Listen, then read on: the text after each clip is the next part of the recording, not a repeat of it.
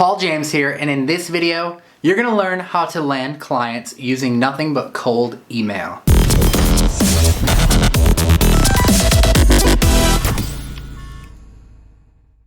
All right, well, thanks for joining me today. Today we're going to be talking about how to land clients with cold email. So I brought in Tom Gaddis, and Tom is partners with Nick Ponte, right? Is that how you pronounce his last name? Yeah. Okay. Yeah. All right, just want to make sure I don't butcher the last name. Yeah. So why don't you give me a little background on how you got started? Sure. Well, first, aloha. As you can see, I'm coming to you from beautiful Maui, Hawaii. So How's the weather there right now? it's like, well, it's a little chilly. It's about 74. Oh, 74. So Man, yeah, it's a little. It's only 2 degrees here, so I mean, Yeah. I would love that weather. I always tell people this is a rough life, but somebody's got to live it. Yeah, you'll do the dirty work for us. Yeah, I will. I'll take the hit. I'll take that for the team. Well, I started out, my former career, I was a restaurant manager, a corporate restaurant manager. And I did that for a long time. I worked for the Olive Garden. I worked for Logan's Roadhouse. When I first came to Maui, I was working for the Bubba Gump Shrimp Company. Okay. And I did marketing on the side. And, my plan when I first moved to Maui was to get out of the restaurant business and do marketing full time. And I got sucked back into it.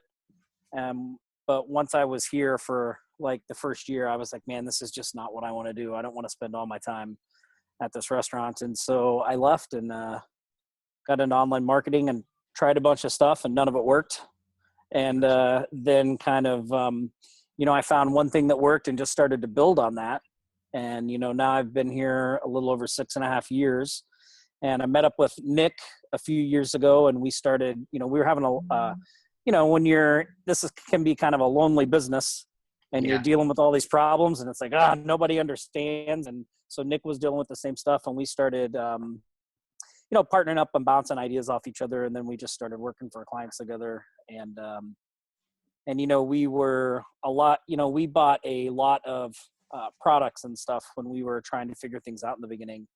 And, some of them were really great, and we got, info from, little bits and pieces here and there, but others were like, they just had no translation into what our experience was in the real world. Yeah. So the reason we started doing these products was we wanted to share our experience with other people. Cause it's like, some of the things, there's a lot of good product creators out there, and there's a lot of people that have good info, but there's also a handful that, it's not so great. And so we wanted to give something back, and help the people along the way. And it's a lot of theory too. I think a lot of times, like even if the product is good, like if you can tell if someone is just all theory and they're not really doing it, and that kind of doesn't do you much good either. So I definitely get what you're saying. Yeah. I think it's super important to follow people and learn from people that are actually doing what it is you want to do. Yeah. I mean, I think that makes a big difference because, I can almost instantly tell when I open something up, whether somebody's actually tried this or whether it's like, just sounds good. Yeah, exactly. So when you say that you got into something that actually started to work, are you referring to like client work, like with local marketing and stuff like that? Yeah. So the first thing that I had, success with was doing this 9x12 mailer thing. Yeah, that I had learned on the Warrior Forum from nice. I think his screen name is Bob Ross, but his real name is Jake. But super nice guy, and so I started having some success with that, and then I just built off of that, like started pushing other services, and I still do those mailers, but I only do them about every 3 months, and then over time we've just refined our methods for reaching out to prospects and the kind of, I think 2 key points are like the foot in the door service you offer. Yeah. And then how you reach out to people, I think are 2 critical things when it comes to, landing clients without a lot of stress. And, so, a lot of our products that we put out before, this one that we're coming out with now is called Email Prospecting Blitz, but the products we put out before were more about like our kind of foot in the door services, the things that we used that we found we had success with offering those to potential new clients. And this product is more about well, I guess what we were talking about earlier about how some things don't really translate into the real world.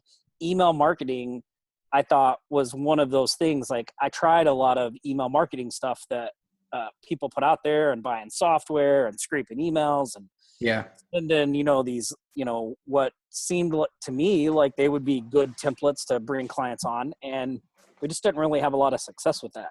Sure. So from looking at various sources, things that other people were doing in other business niches, and then just kind of testing some things on ourselves, we sort of came up with this process where, surprisingly, it's easier than what we were doing before. Nice. It's kind of counterintuitive to what you think. Like, it really relies on doing short and sweet emails and really staying focused and really just sounding like a normal person, not trying to be salesy. Like, hey, I'm a real person and I'm just trying to connect with you. And it's not about, it's not about trying to sell them in one email. That kind of myth that you're going to send an email and somebody's going to send you 20 grand. It's like, well, that would be great. I wish I could make that happen. But most of the time we have to open a dialogue and have some back and forth communication. So email prospecting blitz is really about, it's all about how to open that dialogue, like some strategies and techniques we've used and developed that set you apart and make you sound like a normal person and open that back and forth. Yeah. So why is it, do you think, that most people fail at cold email? Well, I think they do too much. They're too stiff when they send things out, Mm-hmm. I think, I guess I would say, let me rephrase that. That's one part. I think the number one thing people fail out is they think it's quantity, that email marketing is quantity based, that you need to be sending out thousands of emails. And my experience and Nick's experience has been that's not the case. Really, you need quality. You need to be emailing the right people first. Okay. So software tools are great for scraping businesses that you may want to target, right? Yeah. But then you need to spend 5 or 10 minutes or 15 minutes trying to figure out, who is it that I talked to at this place? Not just sending out to whatever email happens to, that you scraped off the website. Like, you need to do a little bit of, cause you want, if you're gonna stand out, you need to seem like that you've put a little bit of time into finding out who it is you need to talk to. Right. So if you don't know. Yeah. So is there a specific type of person that you're looking for? Well, and that depends on the business. So, and usually the size of the business. So, if you're talking about smaller companies or like service-based companies that a lot of local consultants like to go after, you're usually looking for the owner, right, or the CEO. And actually, in the course, we one of the things that I think is really great about the email prospecting blitz thing is, a lot of times on the websites they'll have like a general contact email, but people don't really want to put their real work email out there. Yeah. So, or a lot of times they use one of those forms too. They're using the forms. So we actually give you some techniques that we've picked up and used to find anyone's work email address. Nice. And it's amazing. There's a couple of little free tools out there online that you can use that help out too. But I think that's the first step, is making sure that, one, who you have a pretty good idea who it is you need to talk to. 2, that you have an email address that they check. Yeah.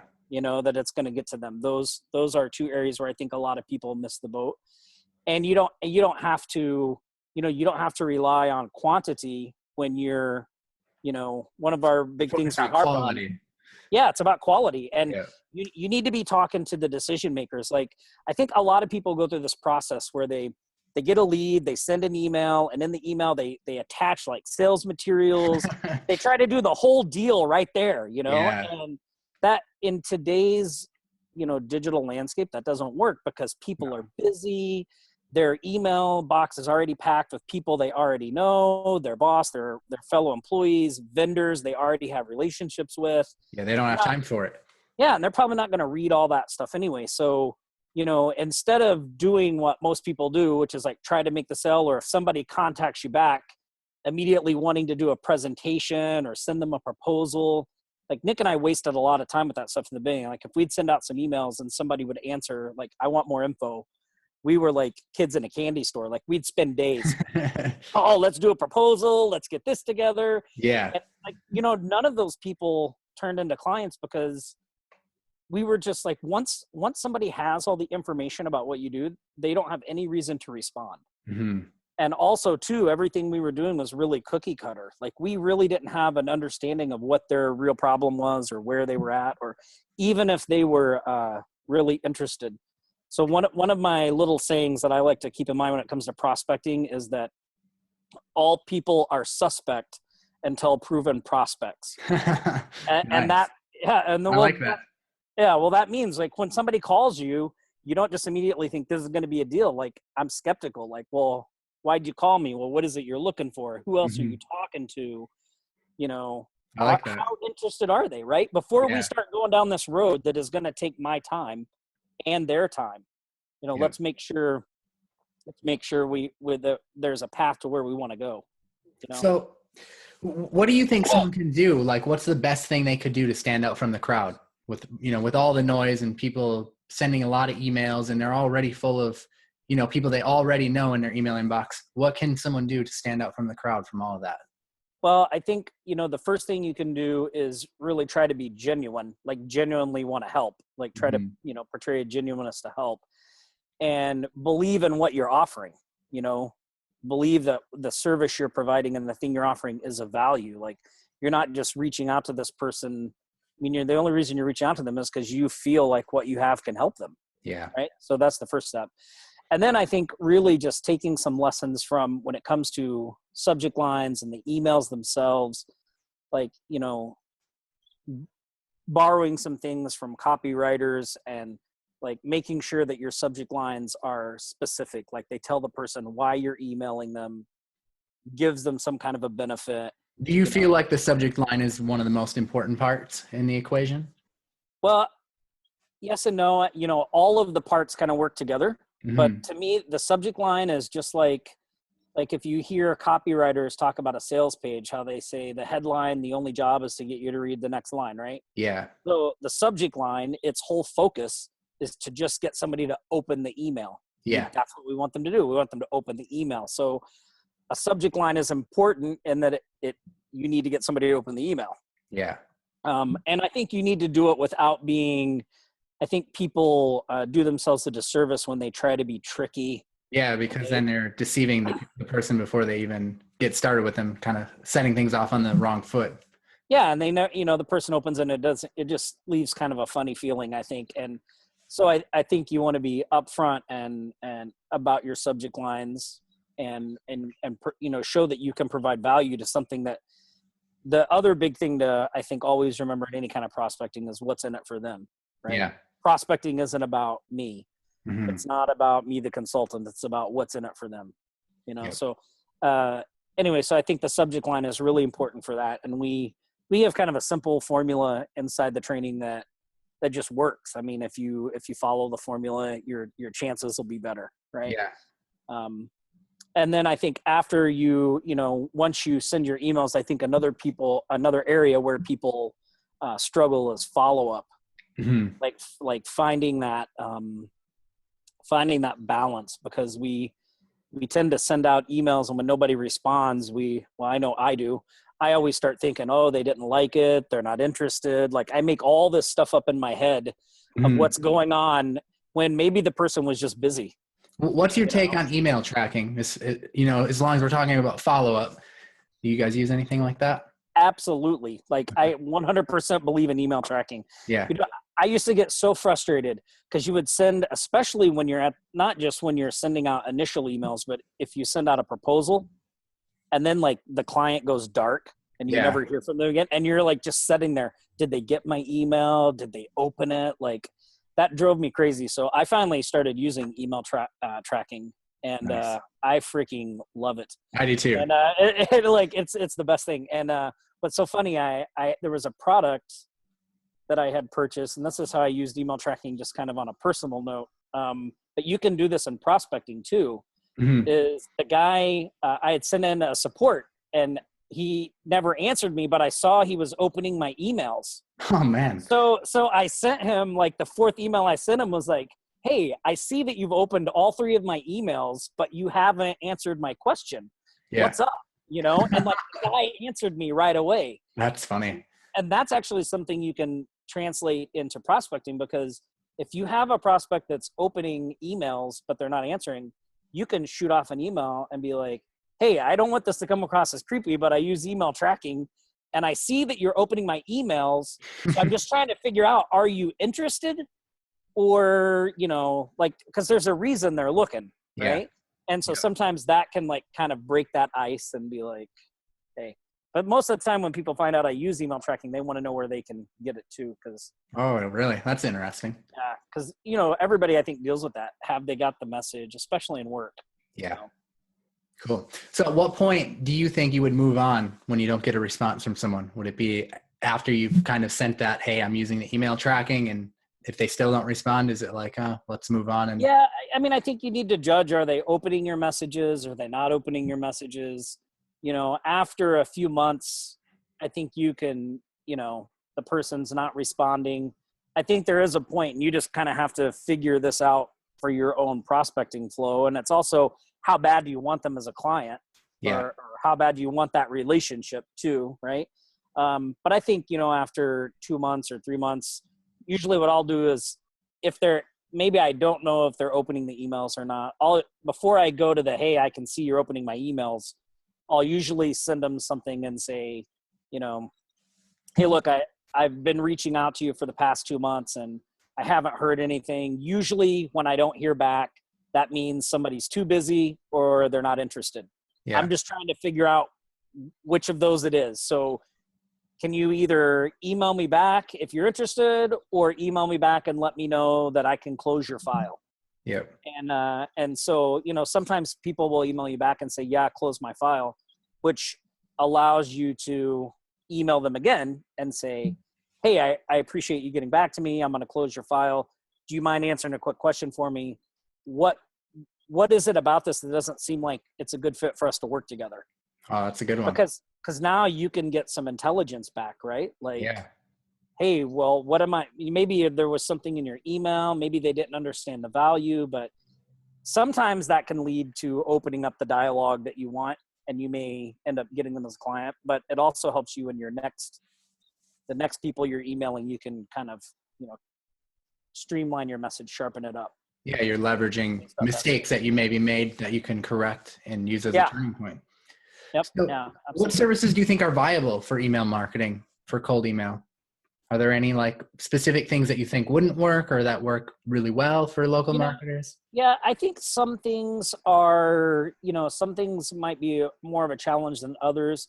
I think anytime that it's something that a business kind of understands, like if you're sending them an email saying I noticed your website isn't mobile friendly, or I noticed your website is outdated, or I noticed you have bad reviews. Those are real tangible things. I think where it gets tricky is if you're like if you're a search engine optimization person, because one of the things you really have to watch out for when you're prospecting through email is your vocabulary and technical stuff. And, you know, with search engine optimization, it's real easy to start mentioning things that people don't know what the heck you're talking about. Yeah, you want to focus on the benefits of search engine optimization if you're going to go that route, which is more leads, more customers. Exactly. Or, hey, like I noticed you're not, you know, I noticed I was trying to find your business and you're not even on the first page, you know, but you can't get into like, oh, I build backlinks and you can just say, hey, you need to keep it to like, hey, I noticed you're not on the first page. That's what I do. I help people get on the first page. You know, would you be interested in talking? But you have to stay away from all of that technical stuff at this phase, you know, because the person isn't, you know, a lot of times when people don't understand something, they don't want to seem dumb. So they'll just not respond. Right. Instead of getting back to you and going like, I have no idea what you're talking about. Yeah, that's a good point. So what's the biggest objection that you usually get? You know, a lot of times people will email you back and they want you to send them more information. Like, I think the two big ones are send us more information, or can you follow up with us later? Yeah. And, you know, what I used to do early on was when people would say, send me information, I would send them everything. Mm-hmm. And I have since learned that that is the wrong approach. Yeah. Because you never hear from them again, or? Yeah. Like, well, once they have everything, it's easy to look it over and not respond because they have everything. Yeah. The other side of that is you're not, you know, I know that I have a better chance of closing a deal if I'm in a dialogue with the person because I can answer their objections. No matter what material I send them, if they have some objection that's not covered in the material, whether it's true or not, I have no way to know that or to deal with it. Right. Right.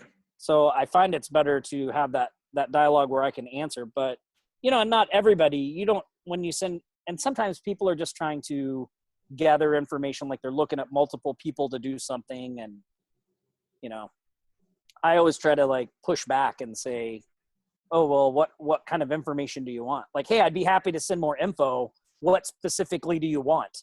Yeah. You know, and maybe they'll send you back and be like, oh, well, just send us over your standard sales material, you know, and I'll usually email back and be like, well, I don't really have standard sales material. I customize things to what you need, you know, but if you just tell me what so I'm trying to get a read, I'm trying to qualify them and see what are they doing here? Are they just, you know, are they wasting my time? Yeah. Or is this a real deal? And, you know, a lot of times people will end up just saying like, oh, well, just send us over your pricing, which I never recommend that you do. Because once you give them price again, it's too easy for them to write you off, you know? So if they're doing something like price, then I'll usually try to say something like, well, our services range from $1,000 to $20,000. I give them a really big range. Yeah. But those are probably the two. Send us more information. What was the other one I said? Price was in there. And, oh, can you follow up with us later? Yep. Okay. That's another one that's kind of, I think, most people sort of want to say, oh, yeah, absolutely. When do you want me to reach back out? But, like, I hate being that guy that is like, hey, it's me again. It's been a month, you know, just seeing what's going on. Like, to me, that sounds kind of – so usually, once again, I'll push back on them. And if they say, like, can you – let's say they were reaching out to me now in December, and they said, can you follow up with us in January? I might email back and say, hey, I get it, you're busy. How about I just follow up with you in November? And I'll make some date way far out in the future. Because depending on how they respond, I know if they're really interested or not. Like, they might email me back and be like, oh, no, we want to get moving on this. We just have X, Y, and Z to finish up first. But if they email me back and they're like, oh, yeah, November works great. Like, they probably weren't going to turn into a client anyway. You know what I mean? Funny. Yeah. But at least it sort of gives them an out. Right? Gotcha. Awesome. Well, it looks like you're getting pretty chilly out there. So yeah. Ooh, it's freezing.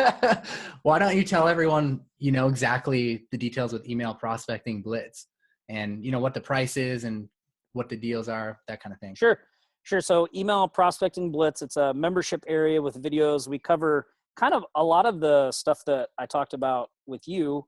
You know, we cover subject lines, writing the email, identifying the decision maker, how to ethically find anyone's email address. We cover that. We talk about software tools and things to make it easy. We cover follow-up. That's another thing in there. The main product itself has all of that stuff in there. It's $17 is our launch price, but awesome. At the end of each day, we're raising the price. So It's just a 4-day launch. And then we have one upgrade that has some pre-written templates based on what we teach in the training. Nice. And it comes with some lead magnets and a couple of extra ebooks going into a little more detail on like follow-up, and also something where I think people miss with email is their email signatures. Oh. Like your sign-off is actually a way to, you can sometimes get business from that or address certain problems. And so in the upgrade, we have a little ebook called Hacking Your Email Signature. Nice. And we talk about like best practices and things to do and stuff like that. So I like that. Yeah. And I think the upgrade is $27. So 17 on the front end, 27 on the upgrade. But those are the main two things. And I think people are going to really like it. It's very different. I mean, it's all like we were talking about. This whole course is about quality over quantity email marketing. And it's very different from what anybody else is really teaching. Like, even if you were, somebody could use this to try to get an interview for a job, or if they were trying to do a business venture, like the techniques we teach in here are things that you could use on high level prospects. You know, we also have a video in there too on dealing with, when you're talking about companies that are just owned by one person, it can be easy to identify the owner. But when you're talking about big companies where there's maybe a marketing department, there's a little bit more of a challenge to get noticed. And so we have one video that has a specific strategy where you're sending multiple emails to multiple people within the organization. Oh, nice. Just to try to get noticed. So we cover that strategy. So if you're looking for if you want to work with larger companies, that's a better approach. But all the stuff we teach is very corporate. I don't know if approved is what the word I'm looking for, but you'll just sound like somebody that works with corporations all the time. Right? It's not internet marketing. It's not spammy. It's real business communication. Yeah. Professional. Yeah. But in a conversational kind of way, if that makes any sense. Yeah. I get it. I like it. Yeah. Awesome. So people want to take action early because price is going to rise every day. So you're going live tomorrow. It's Thursday today, right? Yeah. So tomorrow, right? Friday? Yep. Tomorrow, Friday, 8 a.m. Eastern time. And then the price will go up at $11.59 Friday night. And then again, $11.59 on Saturday. And then the launch ends Monday at midnight. I'll have a link below the video for you guys to pick it up. Thanks, Tom. I appreciate it. Yeah. Thanks so much, Paul. It was great talking to you again. Try to stay warm. Yeah, I will. You too. All right. We'll talk to you later. Take care. All right, guys. So as you just heard, tomorrow, which is Friday, the launch goes live. It's going to run through Monday, which is the 19th.